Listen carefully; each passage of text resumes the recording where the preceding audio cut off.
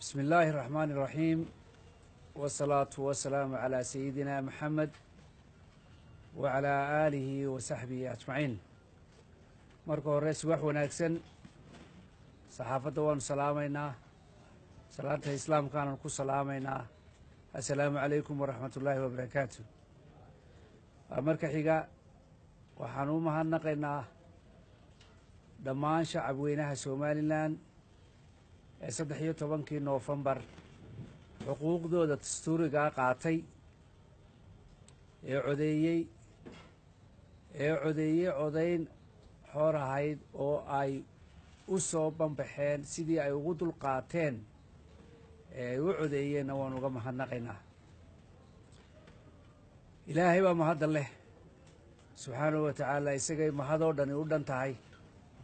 ilaahay nagu ilhaamiyey inaynu maanta qaranka Somaliland uu taagan yahay meel wanaagsan.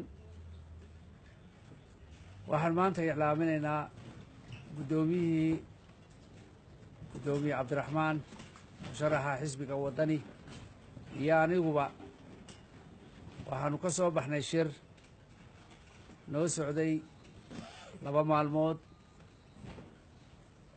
waxaanu u wargelinaynaa shacabweynahana u sheegaynaa inuu nuugu soo dhammaaday jawi walaalnimo saaxiibnimo oo run ahaantii si wanaagsan aanu isugu afgarannay qodobadii aanu ka wada hadlaynay.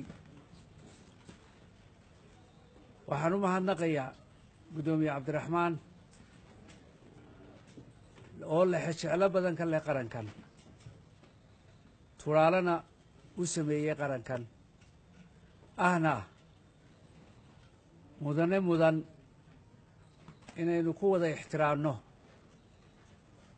meeqaamku taagan yahay.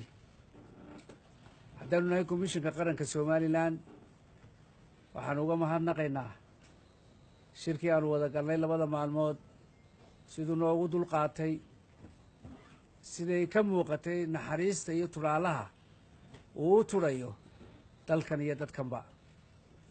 si degan waayo aragnimo leh ayuu Cabdiraxmaan gudoomiyaha murashax Cabdiraxmaan noola qaatay arrimihii aananu maxayda u falanqaynay go-aanna ku gaadhnay.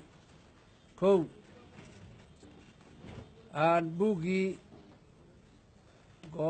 degmada Berbera ee ahaa codaynta, buuggii codaynta waanu ka shaafinay, waananu isla qaadannay, waananu ka heshiinay, waananu u sharaxnay, waanayna la qaateen guddoomiyaha iyo madaxdii qiimaha lahayd ee la socotayba. waxaanu kaloo ku heshiinay inay tirintii gobolka Maroodi Jeex khaas ahaan degmada Gabiley iyo degmada Hargeysa ay sidoodii u socdaan. taana waanu isla qaadannay, shaqadiina way noo soconaysaa. sidaasaananu dadweynaha iyo shacabkaba ku wargelinaynaa. waanad mahadsantihiin.